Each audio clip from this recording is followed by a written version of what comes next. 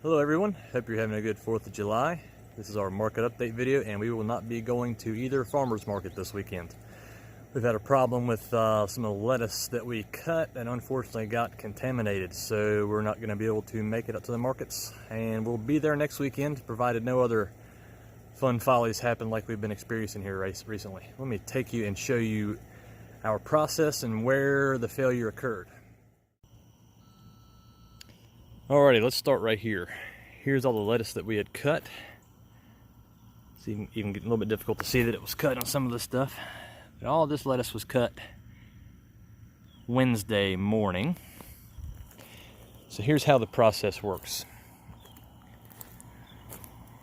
We use a paper pot transplanting system and we put the plants directly in the ground right here. After we do that, we don't touch the lettuce whatsoever. When we do have to touch the lettuce, we thoroughly wash our hands to come out here and weed the lettuce whenever that needs to occur. Sometimes you get some grass growing, some clover, things of that nature, things that we've experienced. You might be able to see there's a little bit of grass growing right there. So long and short, we leave this stuff sitting without touching it, without clean hands the entire process. Before we come out to harvest, we wash our hands thoroughly using paper towel, soap, all that fun stuff, and use a paper towel, to open the doorknobs to get out here. And we don't touch anything whatsoever when we're harvesting. So everything was harvested. As we come right over here to our wash station, the lettuce was sitting in a tote, just about like the gray tote you see there.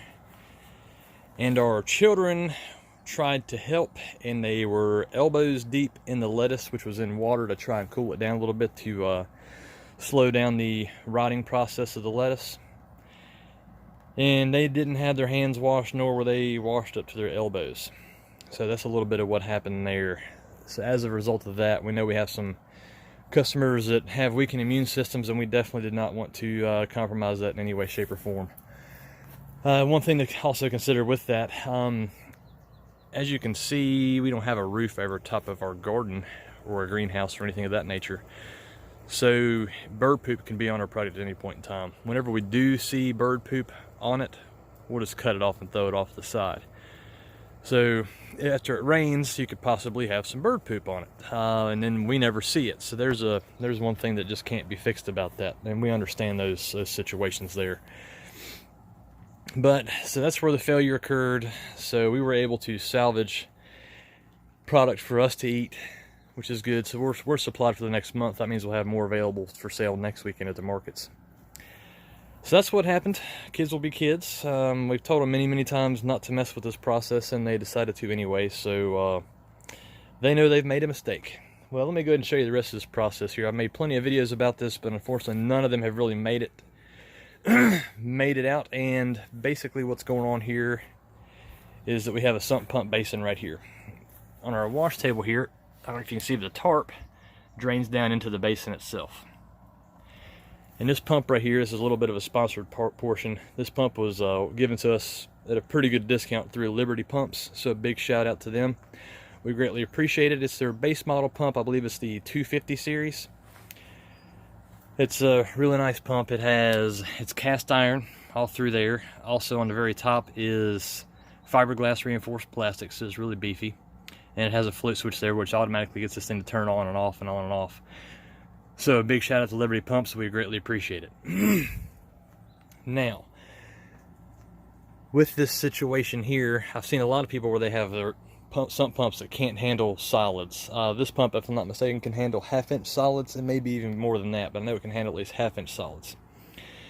And our mesh right here, our wire mesh, is only 1/4 inch. So as you can see, nothing gets through that and through there. So what I'm trying to say is that we don't have to clean this thing out as we're using it. It can handle pumping up lettuce, dirt, small debris. It just pumps it right on out. We hook up this fire hose right here and we place it on the end. It's a cam lock fitting, I believe is what it's called. And then we run it right up there in that area there, so that way hopefully it can soak back into the ground. All right, and this is a spot where we usually have 3 totes full of water right here.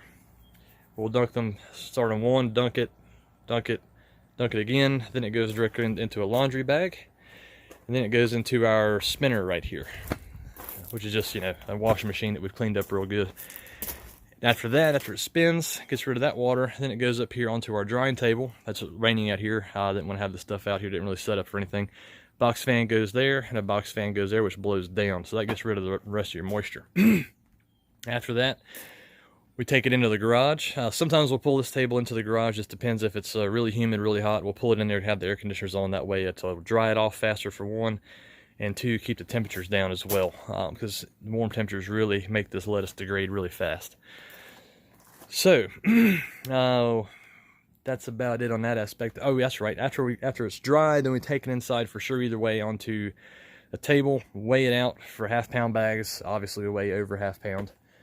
And then we'll tie them up and get them in the refrigerator. And that's the last time that's how we handle our process here.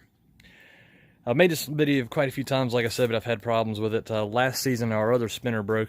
Yeah, I can kind of see it right there in the corner over there.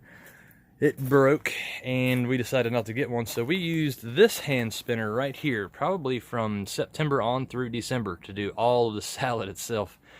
We purchased two other types that were similar to this, but this did not hold up.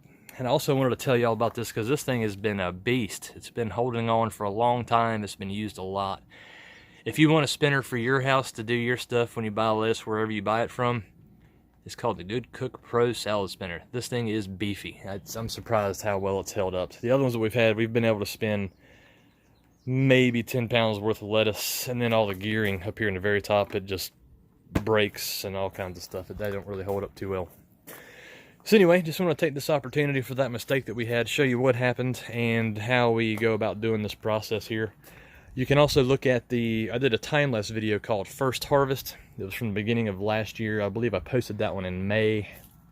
So check out that video. You can kind of actually see us going at it in real time for our first harvest using this system. Well, thank y'all so much for watching. We greatly appreciate it, and we'll see y'all soon. I'm also going to post another video directly after this. It's going to be talking about what we're doing in this part of the garden here with the compost.